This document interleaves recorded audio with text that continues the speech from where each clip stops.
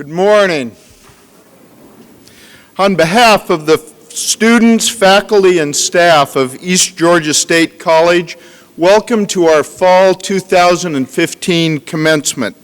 This graduating class, 149, is the largest ever at East Georgia State College. Due to the Thank you. This is due to the incredibly hard work of our faculty and staff and these amazing graduates. Give them another well-deserved big round of applause.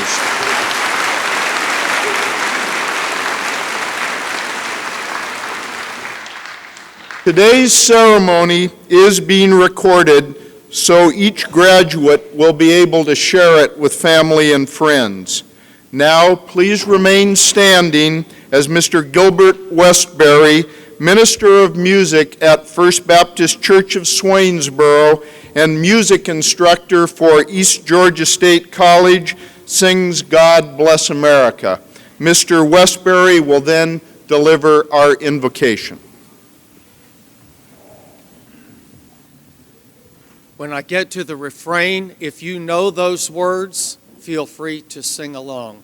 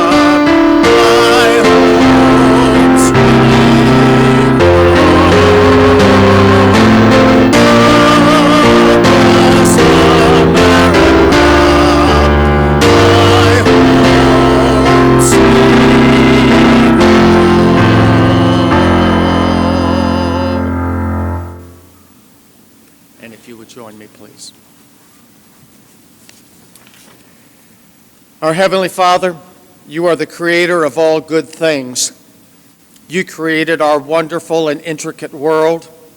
You created us and gifted us with minds that are capable of complex learning.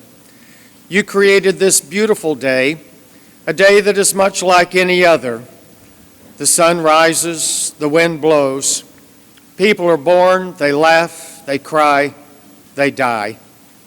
Yes, in many ways, December 12, 2015 is very much like those days that came before it. Yet today is also fresh and new, a day like no other for these who are gathered here this morning.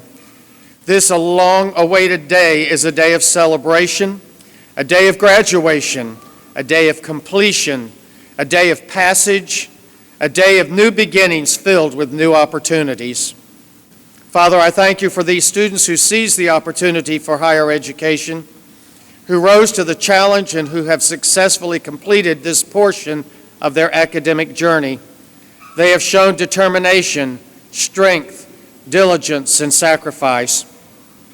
Thank you for those who have given so much that these graduates might be here in this place this morning. for family who have given encouragement and provided resources, for faculty and staff who have shared knowledge and given direction, for friends and peers who have given support along the way. And I also pray for the many tomorrows yet to come. As these look to the future, our Father, bless their lives from this day on with goodness and love. Give them the courage, focus, and clarity they need to find their purpose in this turbulent world in which we live. Teach them the joys of service and generosity. Help them to stay true to their dreams, to use their gifts wisely, and to walk into the future with great hope. Help them to overcome the ignorance and prejudice running rampant in our society. May they offer their best selves to work for a better world of wholeness, justice, and peace. Especially today, may their hearts be filled with joy and gratitude. Amen. And you may be seated.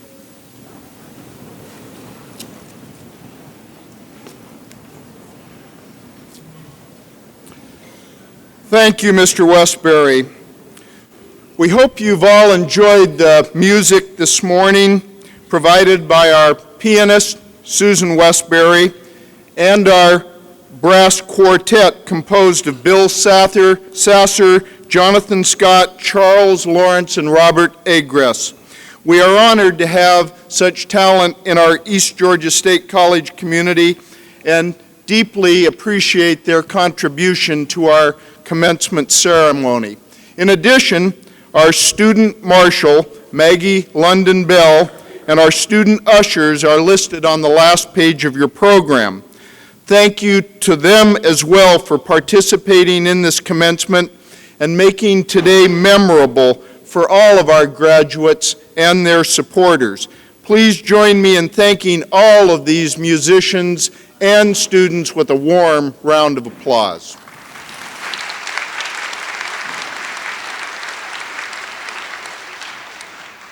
Please take note today of the students that are wearing special academic insignia in recognition of their special achievements. Green tassels adorn the mortarboards of our graduates receiving the Associate in Arts degree. Gold and yellow tassels adorn the mortarboards of our 3 graduates receiving the Bachelor of Science degree. Gold cords signify our honor graduates. These are students who have earned a cumulative GPA of 3.5 or higher.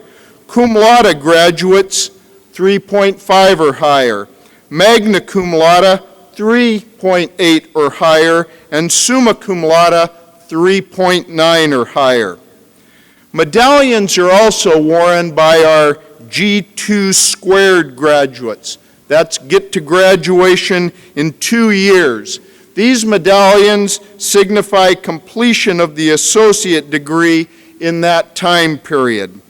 Medallions are also worn by Phoenician 4 graduates, signifying their completion of a bachelor's degree within 4 years. Gold and blue cords signify membership in Beta Iota Kappa, the East Georgia State College chapter of Phi Theta Kappa Honor Society. We're honored to have some of our students wearing navy-colored cords, signifying that they are active or retired members of the military. Black cords signify participation in our African American Male Initiative, and the purple, green, and gold cords are worn by our East Georgia State College ambassadors. Finally, service to community is part of who we are at East Georgia State College.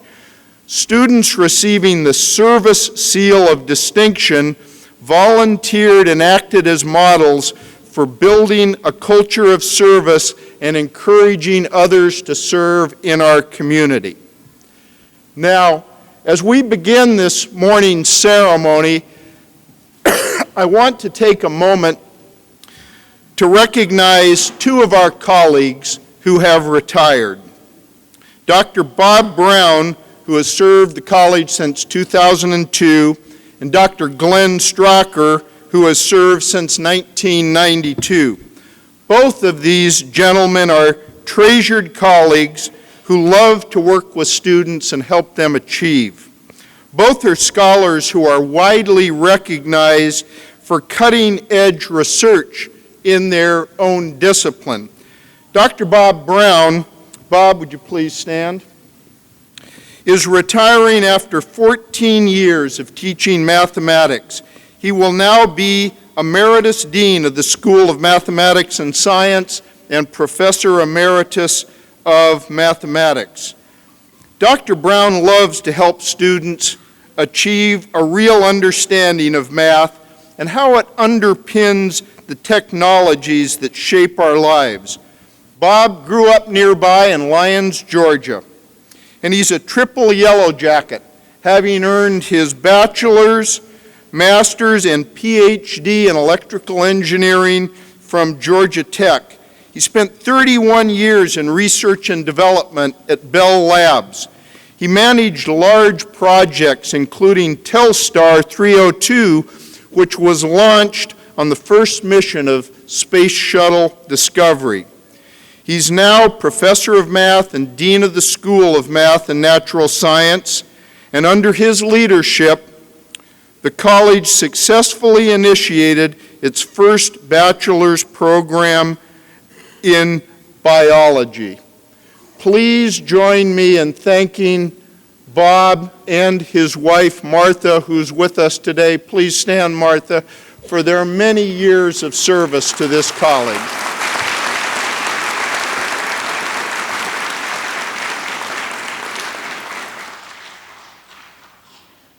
Dr. Glenn Strocker is unable to be with us today, but he has recently retired after 23 years of teaching geology and physics. He will now serve as a Professor Emeritus of Geology. Dr. Strocker is well known for his research on coal and peat fires. He is considered the nation's foremost researcher of uncontrolled coal fires, an issue of global importance that has environmental and human health consequences. He's authored many articles and books on the topic and has been featured on both television and radio and in numerous magazines and films. Please join me in expressing our appreciation to Dr. Strocker.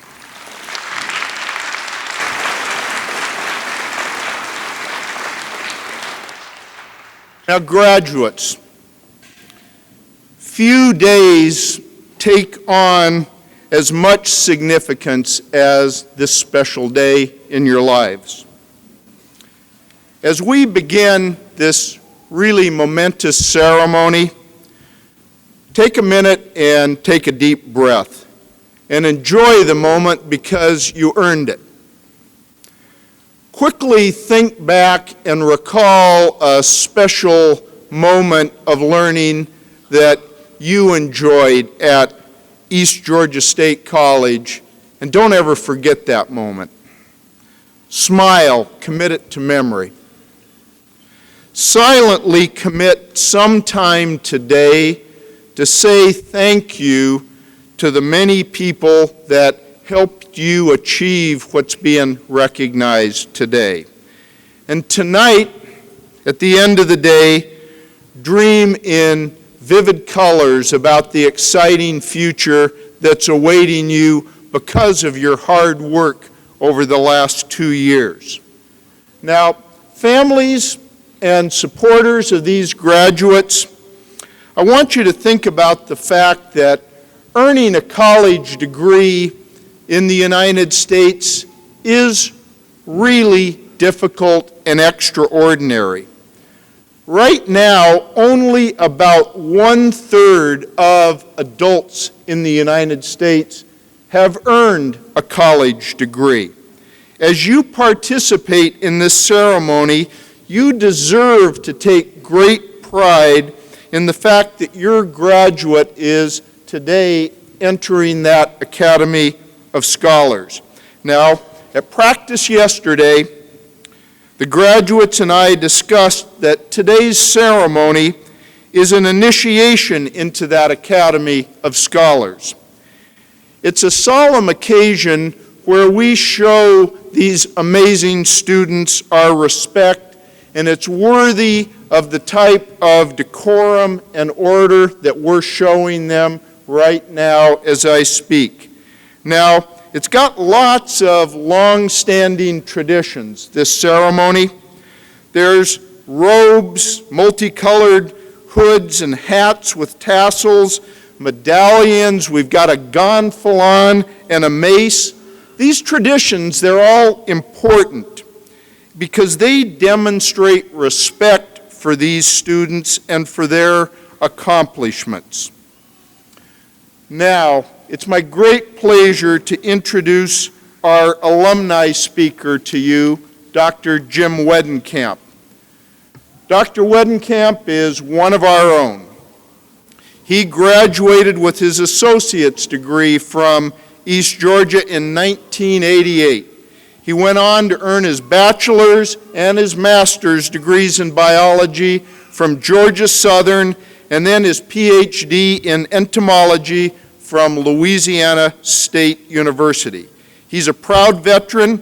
He served our country in Iraqi freedom and has continued to serve in the U.S. Army Reserve Medical Services Corps. Dr. Wedenkamp has been named Distinguished Faculty of the Year in the Math and Sciences School in the past, and he was recently recognized with the Georgia Southern University Department of Biology Distinguished Alumnus Award. Please join me in a warm East Georgia State College welcome for Dr. Jim Wedenkamp and his wife, Diana. Diana, please stand and be recognized.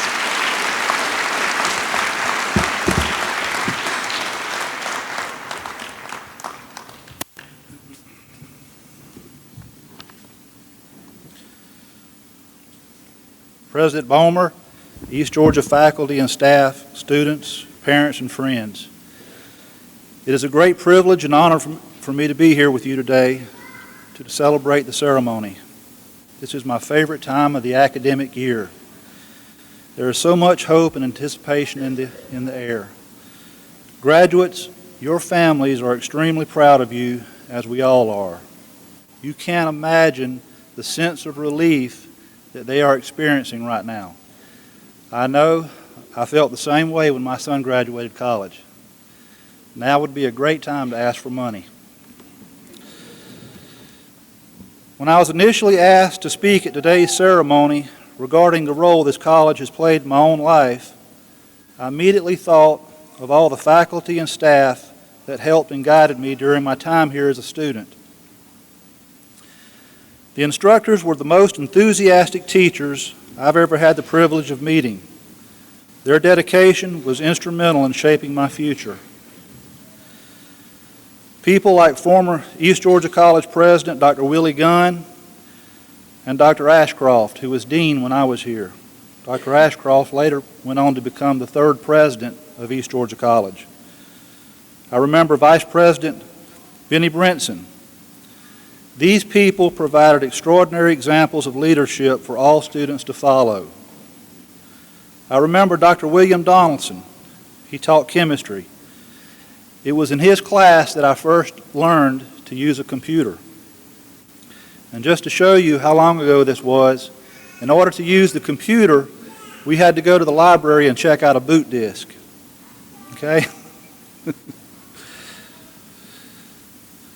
I remember Dr. Ed Bolton. He taught me basic computer programming language. I recall art professor Neil Kalmanson. He taught me how to make and throw a boomerang in his art class. I remember Dr. Stevenson's history class where we had raucous discussions on current topics. And in Dr. Abrams' anthropology class, I had the plum job of being the film operator. That was something everyone wanted to do in those days, be the film operator for Dr. Abrams.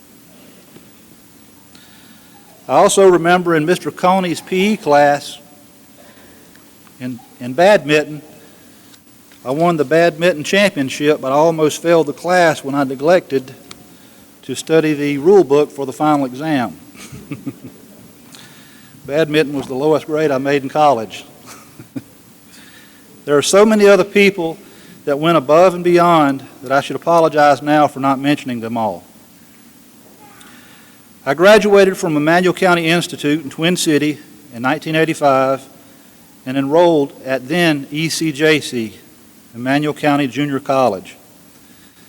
At that time, no one in my family had ever attended college.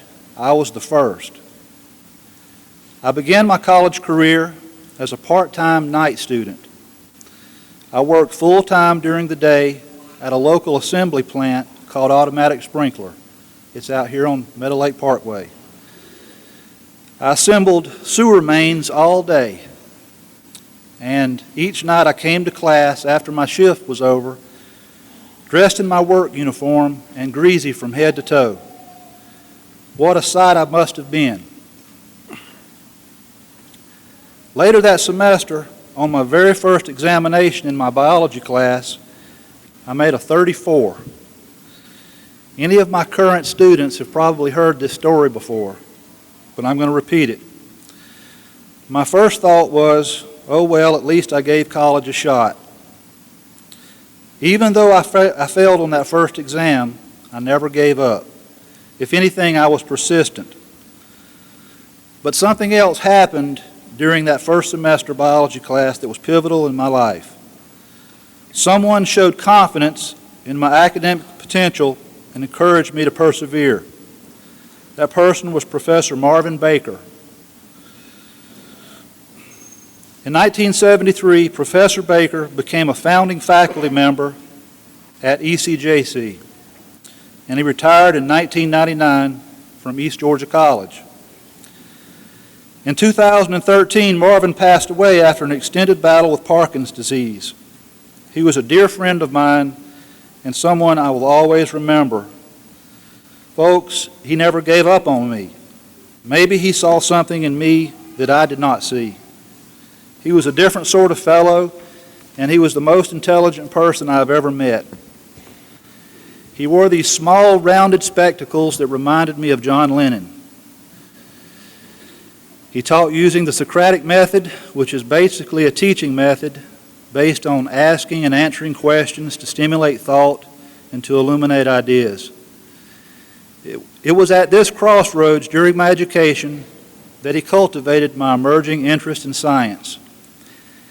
If I was asked to name one individual who most influenced my professional career path, aside from my parents and my beautiful wife, I would say it was Professor Baker. I began to adapt my studies to his teaching methods. I read the textbook relentlessly, even during breaks at work, and I finished the semester with the highest average in the class. After the quarter ended, he even wrote a letter to my parents and asked them to encourage me to attend college full-time and dedicate my attention to pursuing an education. People, I have learned that it's the small things in life that really matter. Looking back at my experiences at this small college in South Georgia, it was those seemingly insignificant moments when someone who does not have to be kind is kind and offers encouraging words.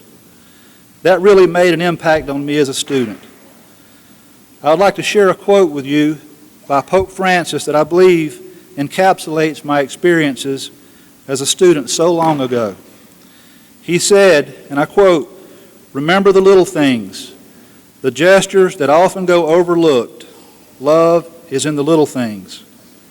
That quote sums up what this college has meant to me as a student and now as a professor of biology.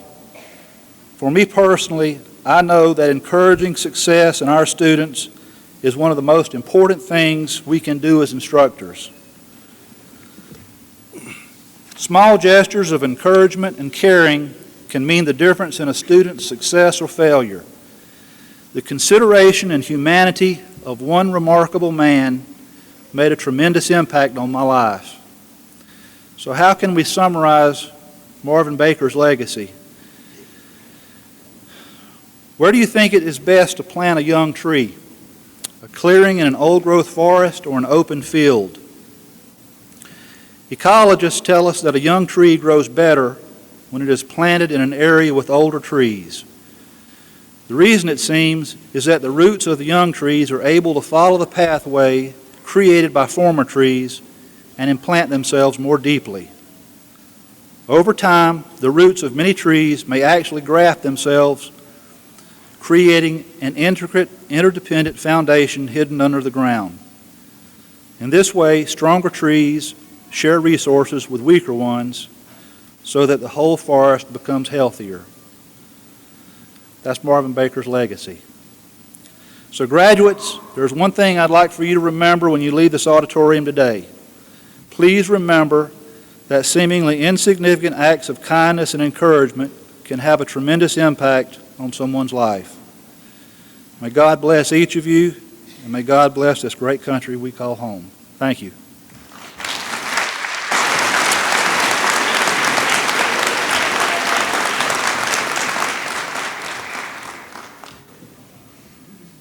Thank you, Dr. Wedenkamp. Caitlin Coleman is the Student Government Association President for East Georgia State College. She is joined here today by her mother and her sister. Please stand and be recognized.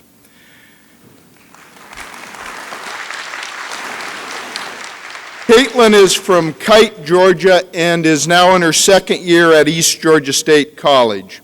Upon her graduation in May, she'll go to the University of Georgia to pursue a bachelor's degree in political science, and then I'm looking forward 3 years after that to attending her law school graduation.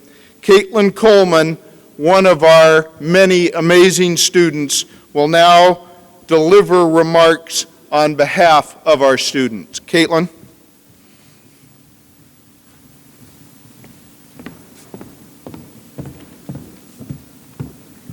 Good morning, everyone. As Dr. Bimmer said, I am Caitlin Coleman, Student Government President here at East Georgia State College. I want to welcome you here today and let you know that I consider it an honor to be speaking to you this morning.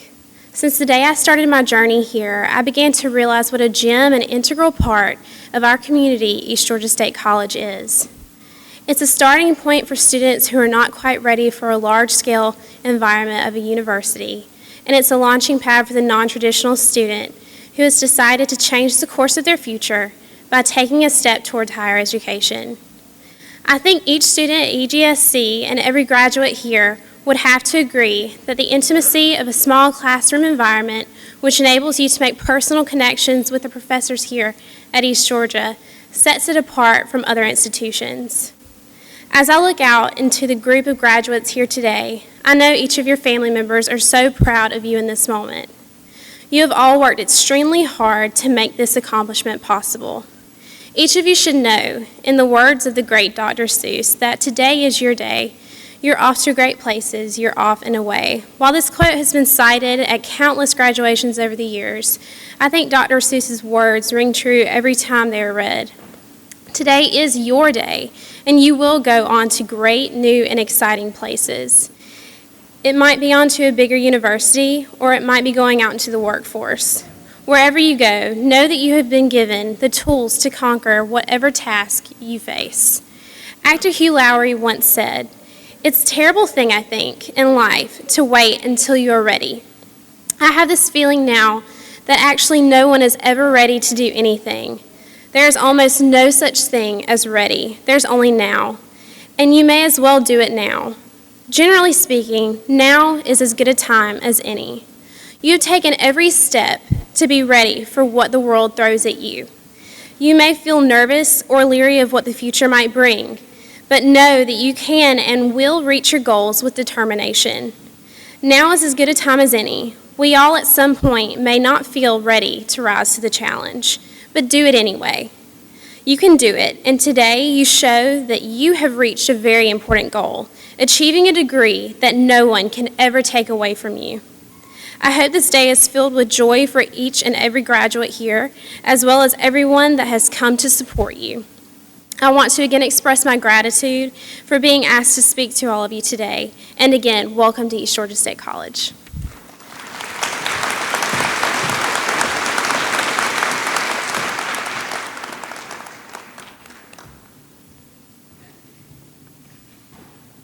Thank you, Caitlin.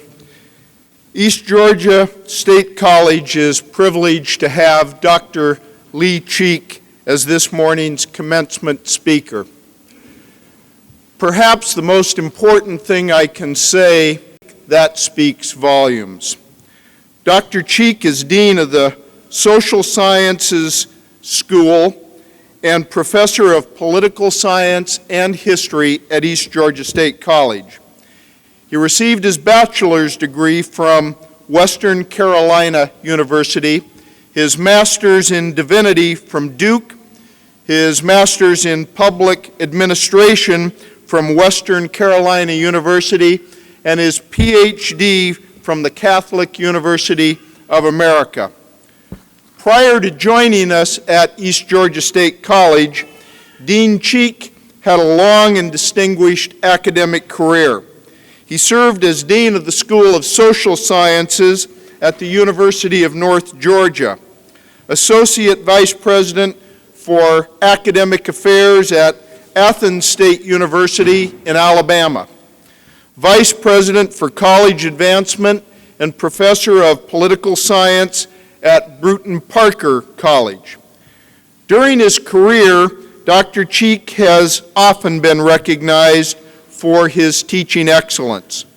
The student body at Bruton Parker selected Dr. Cheek as Professor of the Year, and later the Jordan Excellence in Teaching Award was bestowed upon him by the college's faculty and administration. In 2002, Dr. Cheek was given Lee University's Excellence in Scholarship Award, and in 2004, he received their Excellence in Advising Award. Western Carolina University presented Dr. Cheek with the university's Distinguished Alumni Award. Now, while he's been compiling this record of scholarly and teaching excellence and administrative excellence, Dr. Cheek has also published a wide range of scholarly books and articles on politics and religion. Most recently, he completed a major new study of the origins of the American political system called The Founding of the American Republic. He is now a senior fellow of the Alexander Hamilton Institute and a fellow of the Academy of Philosophy and Letters. In our community, Dr. Cheek is a senior minister in the United Methodist Church. He's a former U.S. Army chaplain. He lives in Vidalia, Georgia, with his wife, Kathy, who's a teacher of dance and yoga. Please join me in honoring and welcoming Dr. Cheek as he comes to the podium.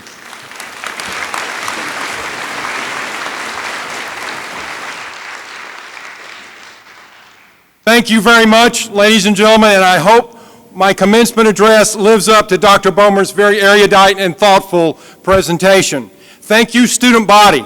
I've had many honors in my long life, but being invited by you, the graduating class, and the student body, and Student Government Association President Coleman is a great honor. Thank you very, very much. This is a special event for those of us on the academic sector. We're losing one of our closest associates, Dr. Bob Brown, that Dr. Bomer has mentioned. Bob has been an everyday work companion of myself, my esteemed colleague, Dean Palumbo, and Dr. Goodman. And I have, in the course of my life, had a very long association with the Brown family, whose benevolence and giving has had a tremendous impact on this region. For example, Bob's uncle, Bill Brown, longtime businessman, gave me $6 million when I was vice president of advancement at Bruton Parker College. Bob's brother, Robert Brown. We will go to our dining facility named after him after this service for a reception. He gave a tremendous amount, and we are very grateful to that family. And I want to thank Bob for what he has given myself. Well, Bob has given me, a hard time. Seriously, Bob, we love you. Martha, we love you. Thank you for your contribution, and you will always be part of this community. It's been about a rough week. It's been exam week, and I had a few free moments, and when things are going crazy, I pull out a classic and I read it. The classic that I pulled out this week is Alice in Wonderland. And then I was reading, I was thinking about poor Alice, because graduates, you may find yourself in this predicament. I have found myself in this predicament many times. I don't know exactly where I should go. And the old Alice, confused, meets up with the Cheshire Cat. And she asks the cat, "Where am I going?" And the cat responds, "It depends on where you want to go, Alice, because everyone is going someplace." Graduates, I have both a question and a challenge for you this morning. Where are you going?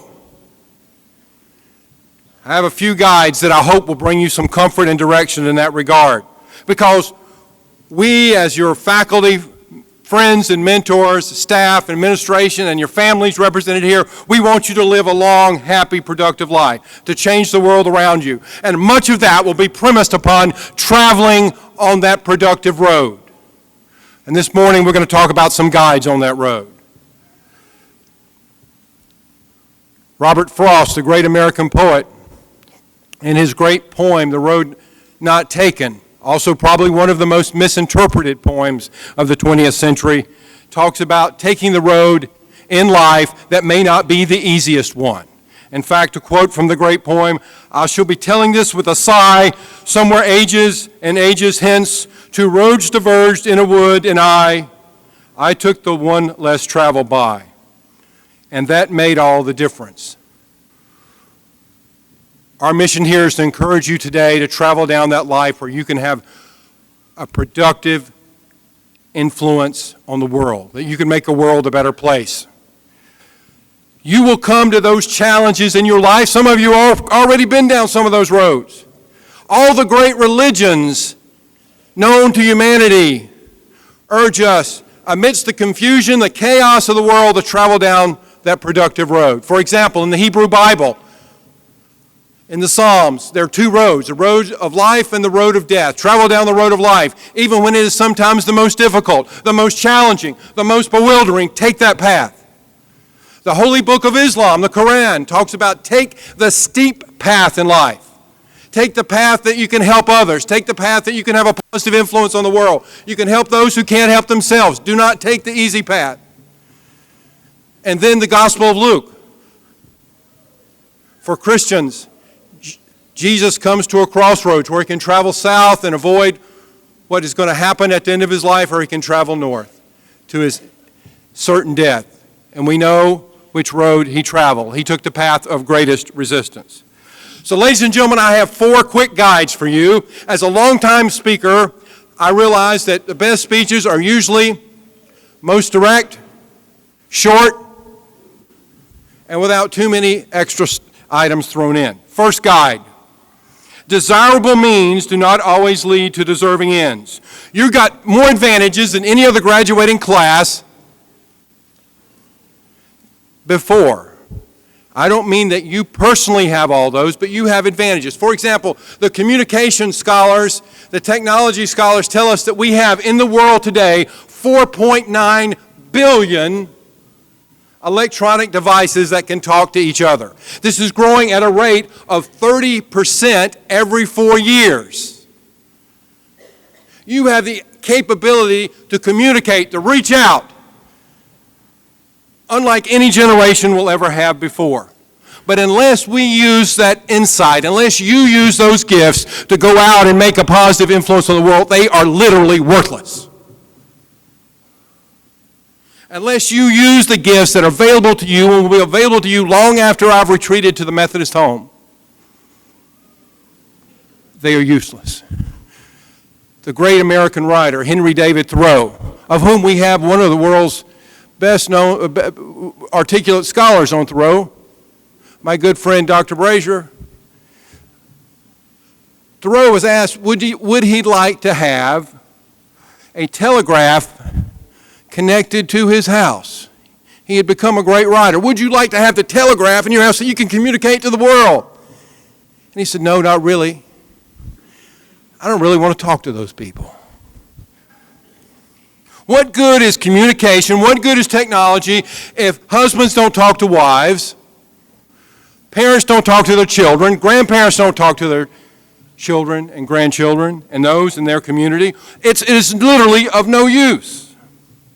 The great American humorist, for example, Will Rogers, was invited to ride on the first transcontinental luxury line, the train from New York to Los Angeles. He was going to be the comedy act on that train. Mr. Rogers, would you leave with us in New York and come to us to California? If you will go with us, you'll start out in New York, but by the time you get to California, you're going to be a different person. You'll be so enlightened. You'll be so knowledgeable. The people around you will be changed if you'll just travel with us.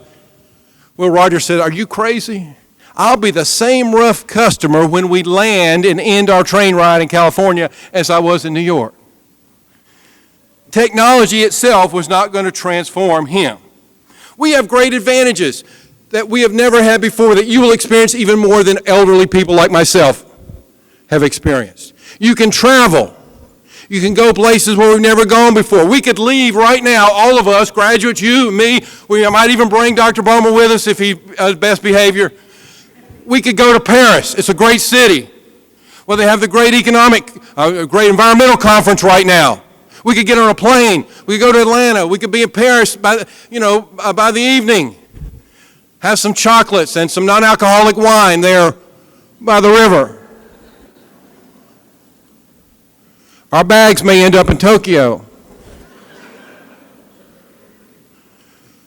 We've got great ability to move, but it's not, unless we do it for the right reasons, we're wasting our time. Our prayer, of course, is that you will make great wealth and you will share some of that wealth with East Georgia State College.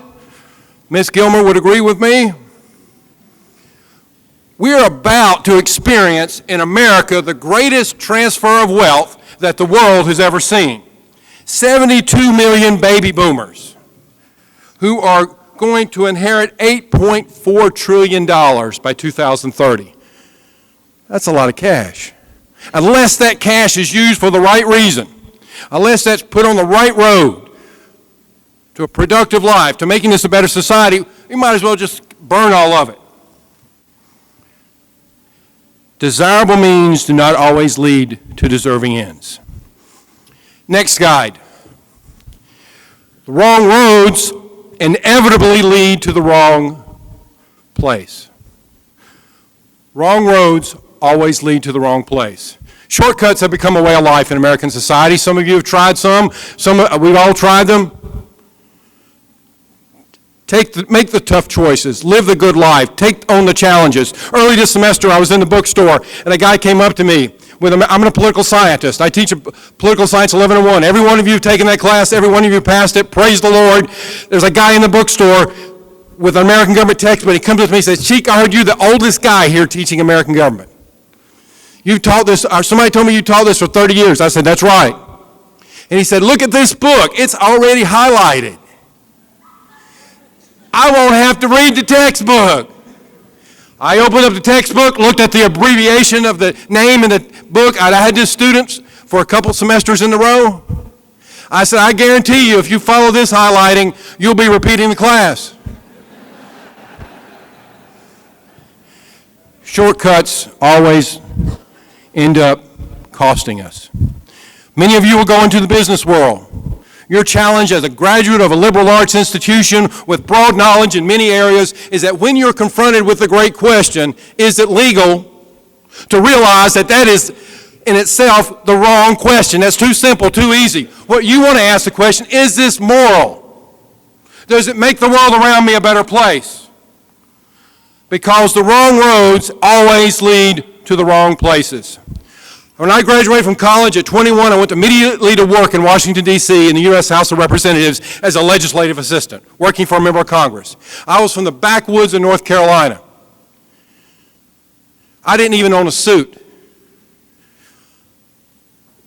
And I went to work in a congressional office.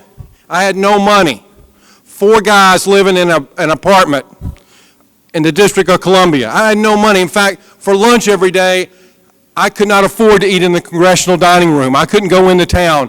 There was a kiosk outside where they served hot dogs. And I got a $1.25 hot dog every day. That's why I'm mildly obese today. But I was invited to a party. I was innocent. I was a good student of politics, but I knew nothing about the world. I was invited to a party, and they said, hey, Cheek, why don't you come to this party with us? And I said, well, what kind of party? He said, well, we got some, it's going to be really cool. We got some, it's going to be a lot of stuff there. In fact, one guy's going to bring some cocaine. I didn't know what cocaine was. That's how innocent I was. But I knew that if it was something that was going to affect me in a negative way, I probably should avoid it because I'm a guy who has trouble with too many Diet Cokes.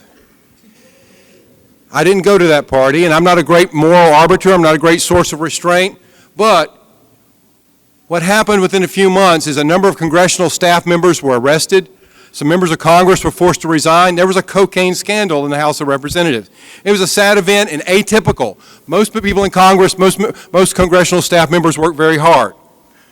That was one of the roads. I've gone down the wrong road many times in life. That's one road I didn't, and I'm proud of that. Many times we are attracted by the allure of the world, whether it's money, wealth, connection, and we get distracted, sort of like the young boy whose cell phone didn't work. And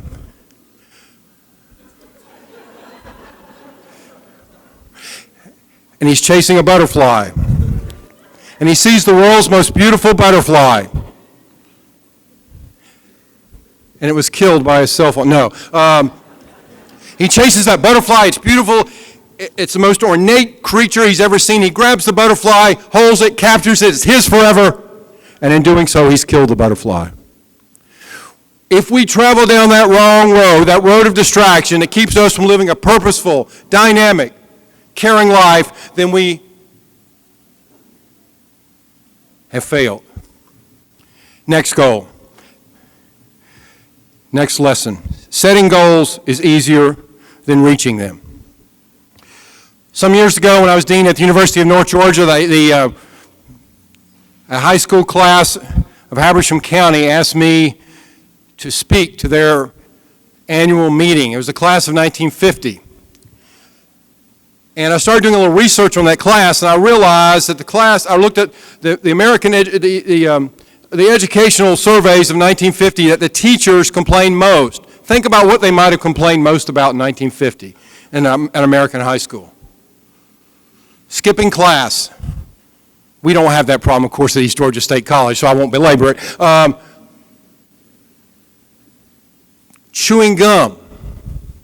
And they wanted me to relate 1950 to 2011.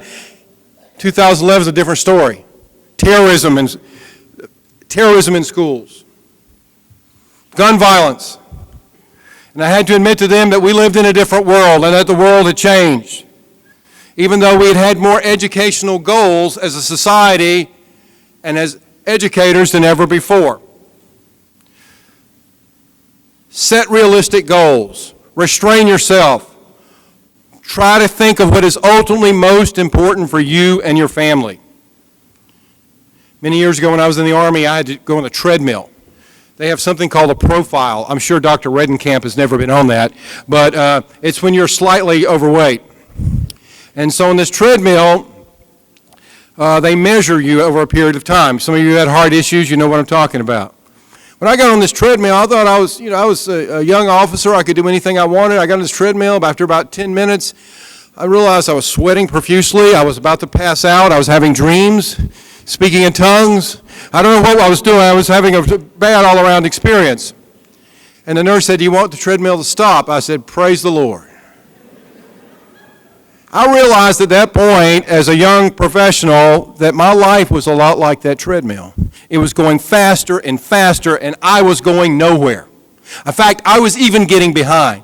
And you know what happens if you finish first in the treadmill of life? What that makes you? That makes you the number one rat. You're not first in the world, you're just first on the treadmill. I had great goals, and I was following those goals, but in reality, I was accomplishing very little. Goals are easier to set, but harder to meet. My last guide for you, ladies and gentlemen, is ultimate purpose is more important than persistence or determination. We live in a society that says if you work harder, if you spend 80 hours a week, 60 hours a week, you're always going to be successful. That's not true. Use the learning that you have acquired, the liberal learning, diverse fields of study, deep knowledge, and some of you will improve upon that by continuing your college education. Your ultimate purpose is much more important than persistence or determination. Our society misleads us when it tells us just work harder and everything will be cool. Unless you have an ultimate purpose guiding you, ultimate set of principles that will sustain you, you will not be as successful. In America, in the last 20 years, our economy has grown nearly 60%. Huge increase in productivity. But that's of no use unless it makes American lives better. If it makes the world that you inherit, and potentially your children will inherit, if it doesn't make it better, if we don't have an ultimate purpose, we're wasting our time. The great North Carolina novelist Clyde Edgerton has a great novel where a grandmother tells a granddaughter, "Your history longer than you are fact." And what she means by that statement is that the life you've lived, the pattern you've given, your ultimate purpose is much more important than any single act of your life. The message that you transmit to those who will follow after you is of much greater importance than any single action or any single activity of your life. We are very honored by you, ladies and gentlemen, and your success. We pray for your great successes in the future. Travel down that right path, live productive lives, and we love you. Fight the good fight. Thank you very much.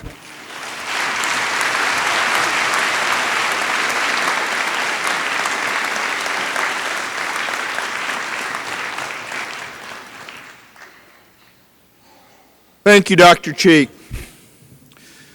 Dr. Cheek, I'm not sure we can maintain that level of intensity for the rest of the ceremony.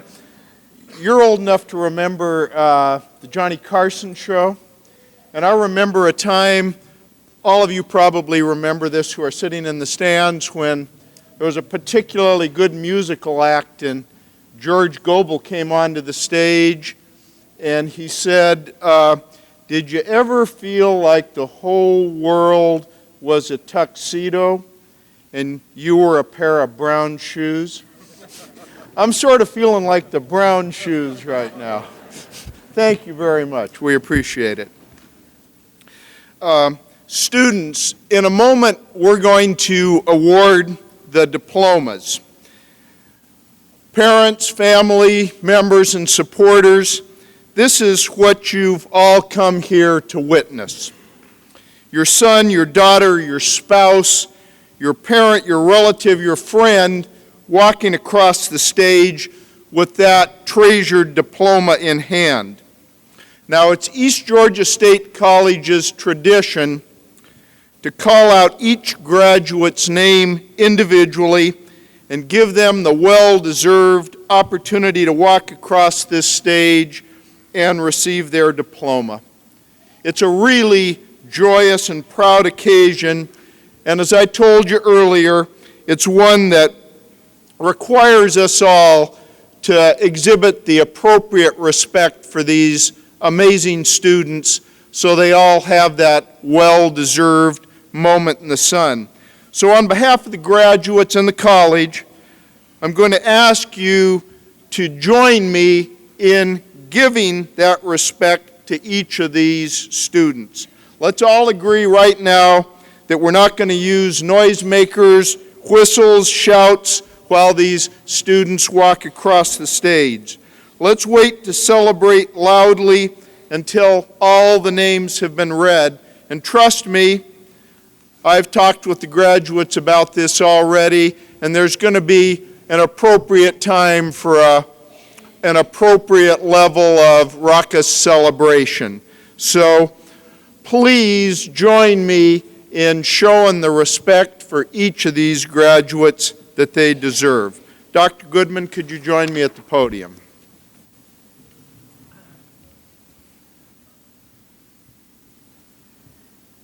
Will the candidates for the degrees of Associate in Arts please rise?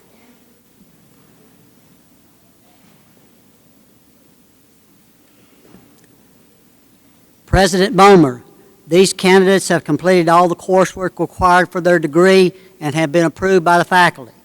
It is my distinct pleasure to present them to you for the conferring of their degrees.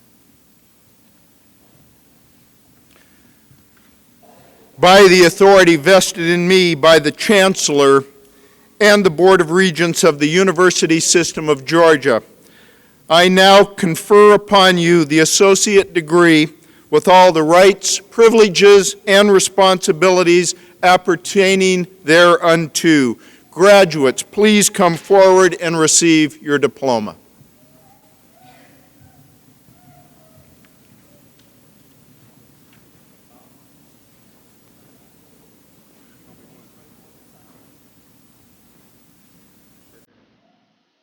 Cynthia Lavon Adams.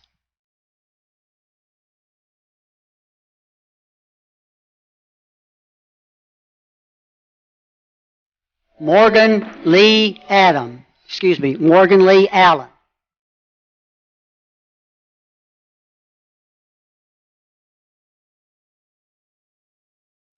Gabriella Anthony.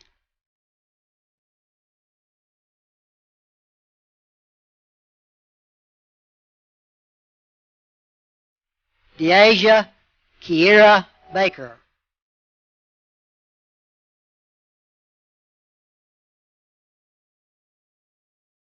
Candace Marie Blair.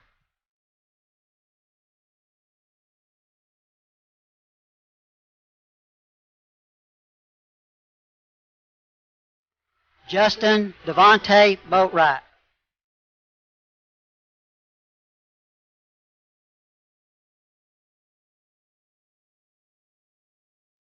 Amanda Elizabeth Grace Bragg.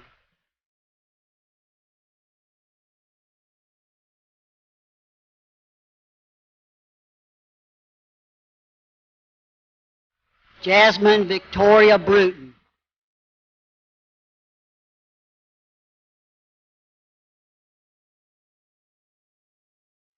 Kayla Suzanne Bridges, magna cum laude.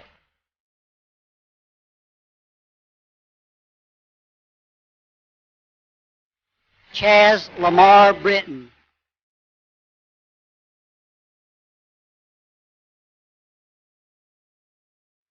Jasmine Alexia Brown.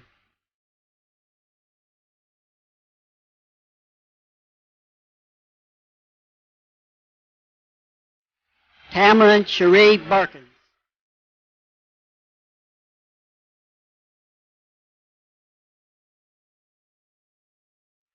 Taquaya Desiree Kane.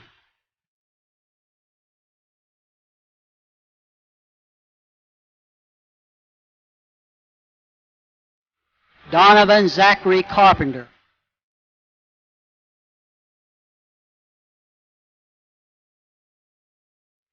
Jaleisha Carroll, Service Seal of Distinction recipient. Jody Lane Cobb, cum laude.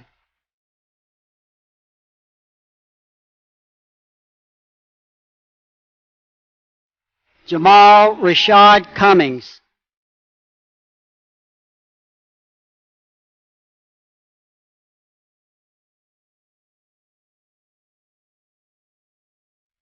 Ryan Tyler Daig, magna cum laude.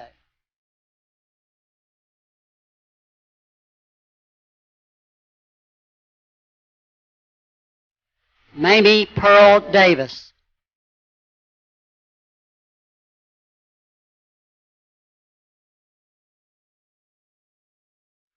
Dante Antonio Edwards.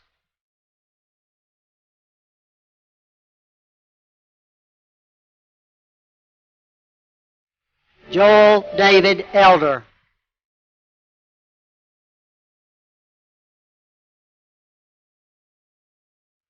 Taylor Marie Ellis.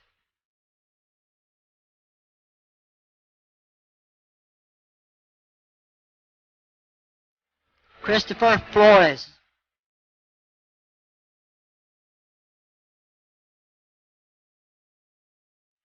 Keith Joshua Foreman.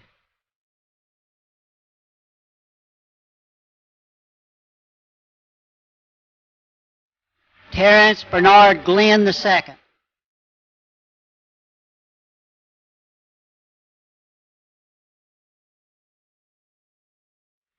Joanna Marie Gonzalez.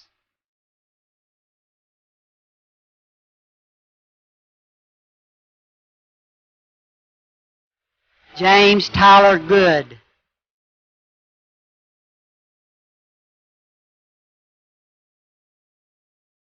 Brittany Tierra Goss.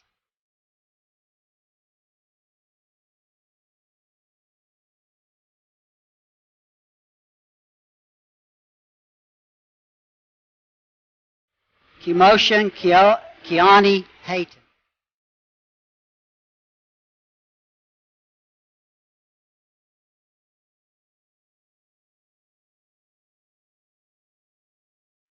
Catherine Denise Head.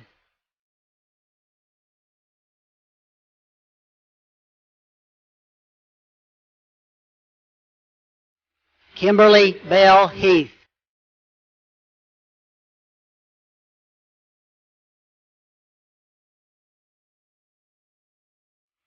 Emily Catherine Henley.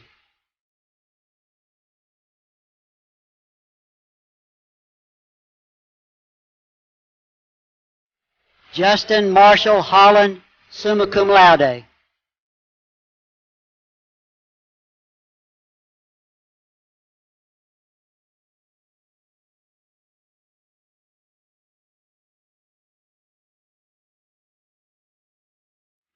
Gabriella Presley Hudson.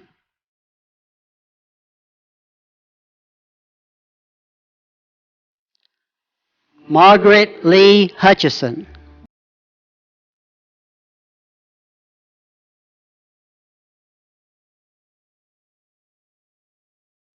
Katie Teresinda Jimenez Santana, cum laude.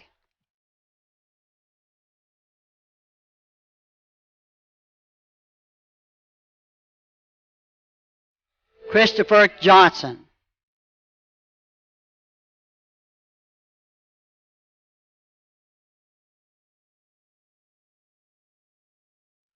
Antoinette Jones.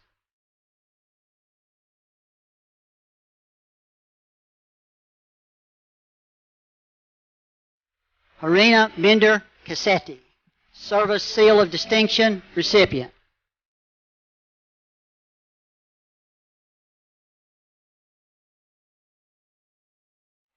Antoinette Yolanda King.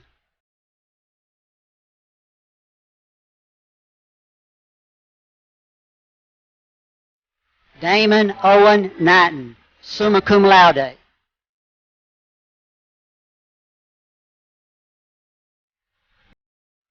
Tierra Olivia Matthews.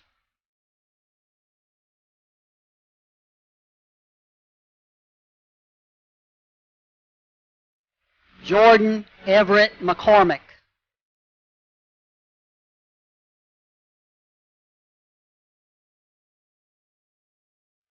Heather Rebecca McCullough.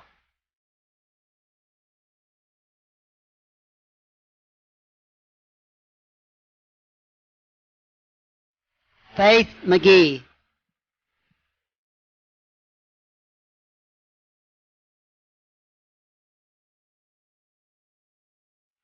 Morgan McNear.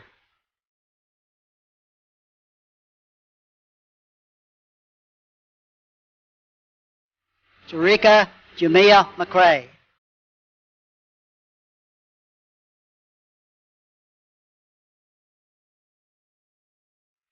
Cameron Jamal Mills.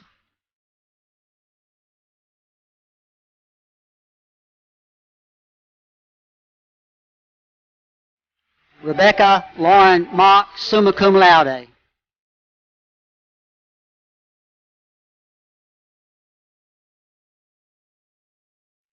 Megan Niels Montford, cum laude.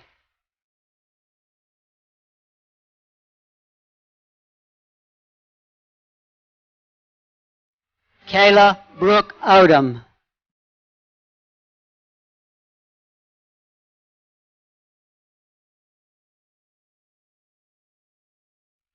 Brandon Burley Page, summa cum laude.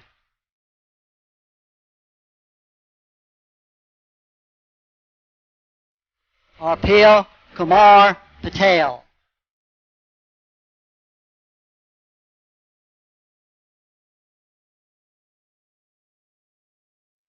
Vianney Perez.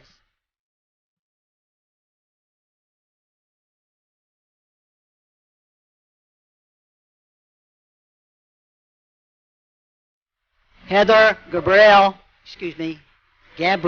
Peterson.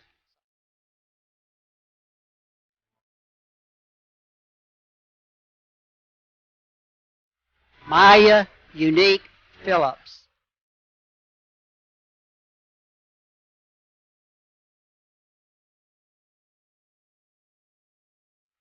Graciela Pena, cum laude.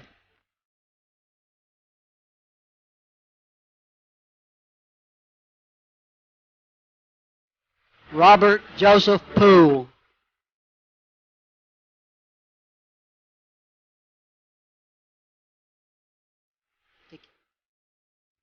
Takira Anitra Porter, Service Seal of Distinction recipient.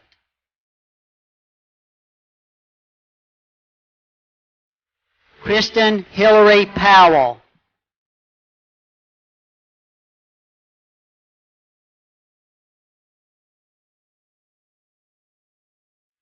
Christine Alexandria Ray, cum laude.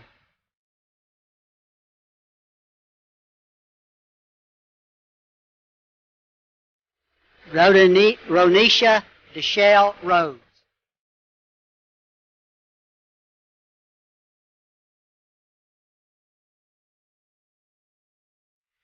Gregory Alexander Richard, magna cum laude.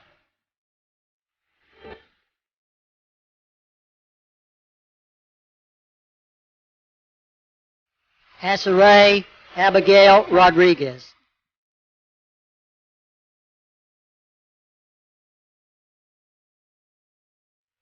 Joshua Timothy Roy.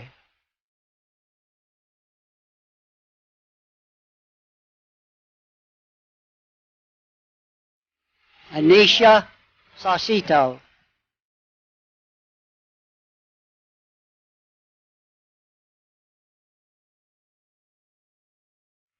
Ladisha Shaquana Simpkins, cum laude, Service Seal of Distinction recipient.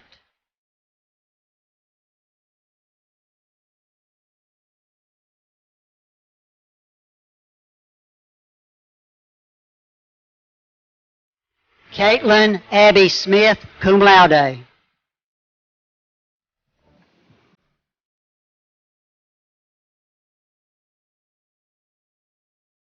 Christian Nicole Smith.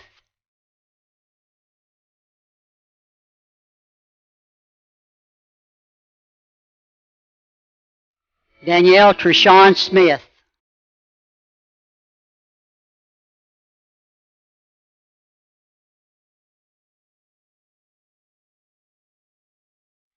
Catherine Jones Stickle.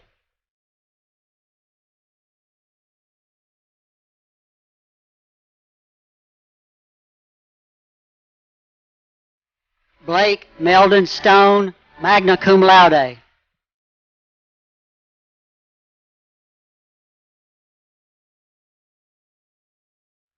Rakia Shantae Tarver.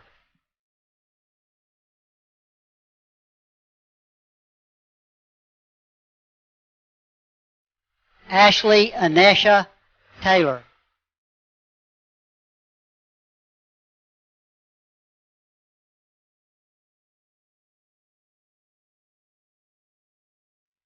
Shalonda Shanta Thornton.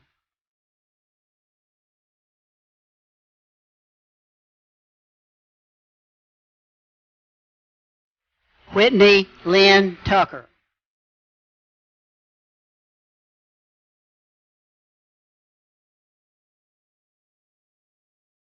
Matrudy Denise Turner.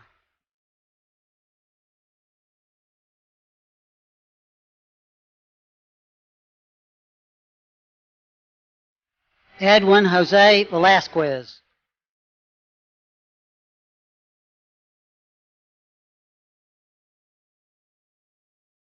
Cindy Shireen Wadley.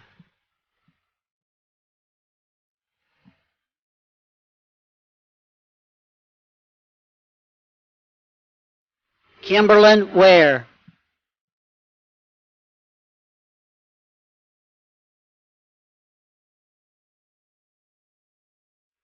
Brianna Joe Watson, summa cum laude.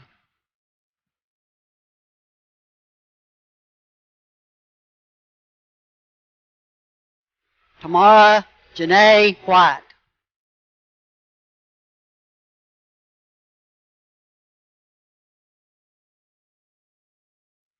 Anitra Monet Williams.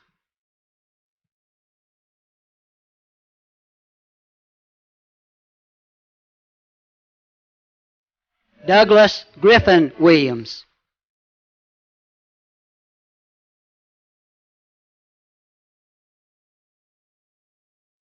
Ariel Raylene Williamson, cum laude.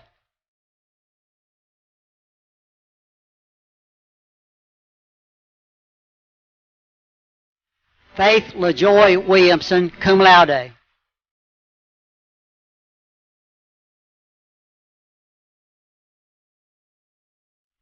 Dacia Yanae Wright.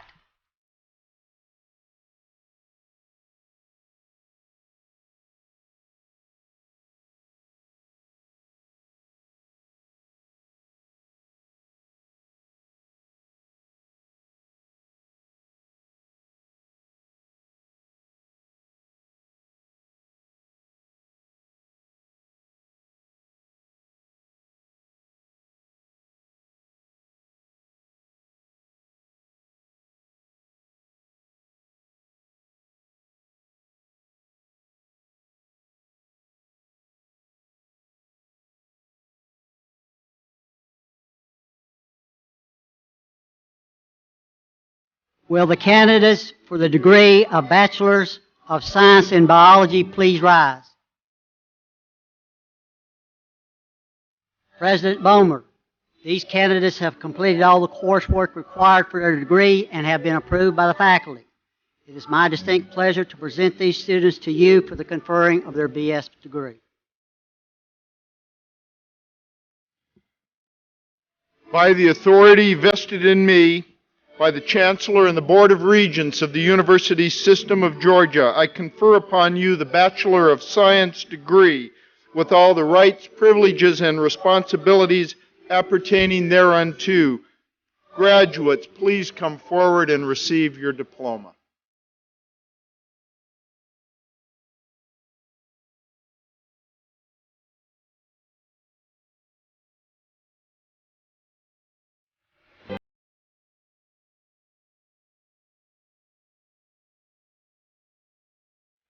Dana Michelle Bedgood.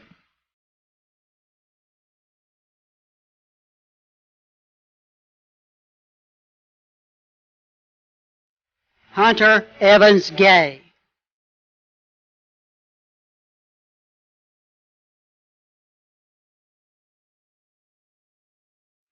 Reagan Ashley Phillips, Service Seal of Distinction recipient.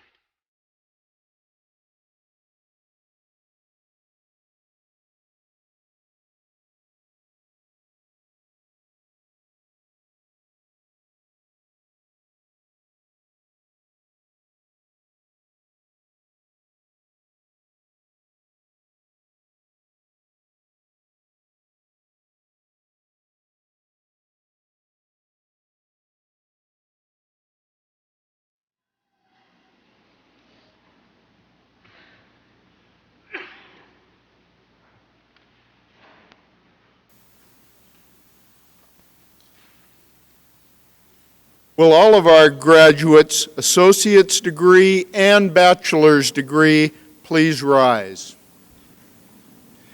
It is a long-standing tradition that after receiving a post-secondary degree, the cap tassel is shifted from the right to the left side of the cap. This signifies to all the completion of the degree. Graduates, please move your tassels.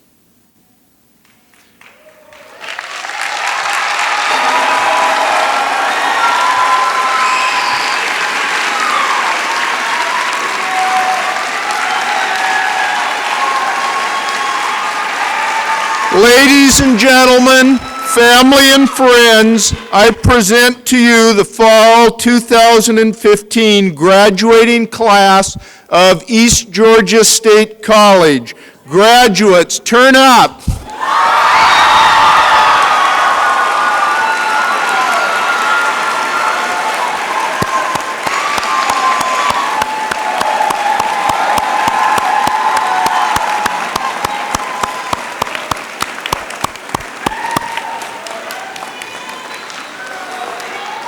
Graduates, your family and friends who have helped and supported you as you earned your degree have just extended their congratulations to you.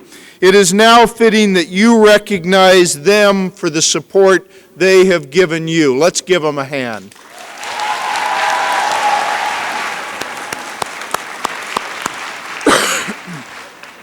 The remarkable faculty and staff who led you on the educational journey you completed today have come today in their academic regalia to honor you. Please recognize these outstanding individuals for their contributions to your success.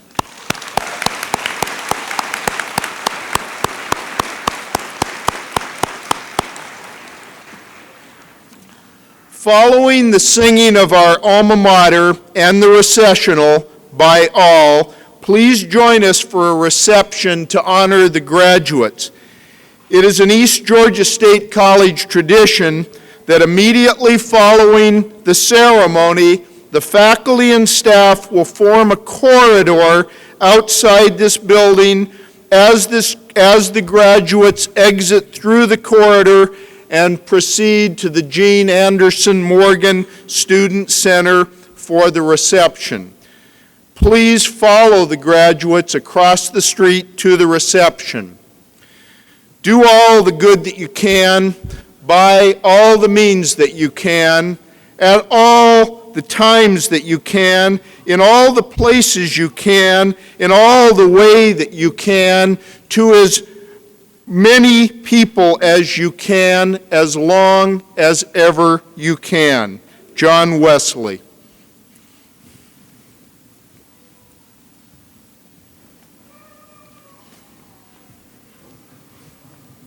All right, alumni, we're going to sing our alma mater. Would you join us to stand?